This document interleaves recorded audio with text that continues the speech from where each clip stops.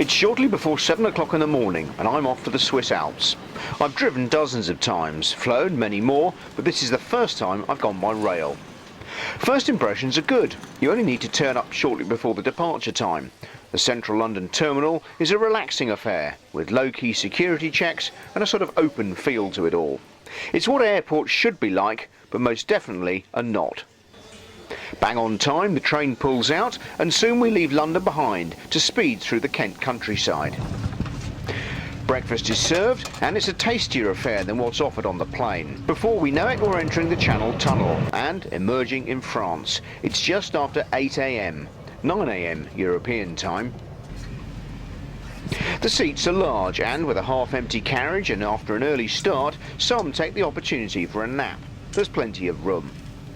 At 9:26 we pull into Lille station. A simple change of platforms and we're on the high-speed TGV. It's a fast-looking machine, built for speed. Next stop, Switzerland. Well, so far I'm impressed. It's relaxing, stress-free, and we're speeding through France. There's time to read, sleep, and just generally relax. But what are the downsides? Well, on my journey the Wi-Fi didn't work, though I'm told it's normally functioning, but it was somewhat irritating. Another minus may be the price. It's not expensive. Prices at current levels start at £189 return, but it doesn't compare to some of the low-cost air flights you can get. However, airlines are not as cheap as they once were, and flying on a Saturday, when this train service operates, can be a similar price. It also goes at a surprisingly slow speed for much of the journey. If it was on a high-speed route, journey time would be slashed. Well, if train journeys bore you, then you will get bored on this one. It's 6 hours from Lille to Martigny. However, you can use it as a time simply to read, relax and chill out a bit and look forward to what's ahead. Personally, I think it's a great way to get to the mountains.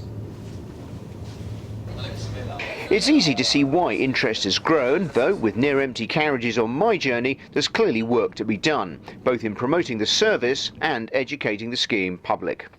The hours quite simply slip away. A tasty meal with some room to eat it in is a very pleasant way to get to the Alps. In fact, the longer the journey went on, the more I enjoyed it. Some of the scenery is fairly dreary, but as we approach our destination, it gets less so. La Clermont by Geneva looks as good as ever, and there's time to savour what lies ahead. Let's just hope the clouds lift. The next change, onto a local train, is Martigny in Switzerland. Well, we've arrived in Martigny. In a strange sort of way, I'm rather sad to be here, actually, because it's been a fantastic journey, and, well, the only real shame is that more people don't realise how good it is to travel by train. It's relaxing, it's less stressful, and, well, if you're a regular reader of Planet Ski, you'll know I'm not a big fan of the airport experience nowadays. The final leg of the journey is the small St Bernard Express, a wonderful little train. It's the opposite of the high-speed TGV, as it makes the final few kilometres of the journey up a small, narrow line. Ahead is Verbier, and I feel relaxed, recharged and ready.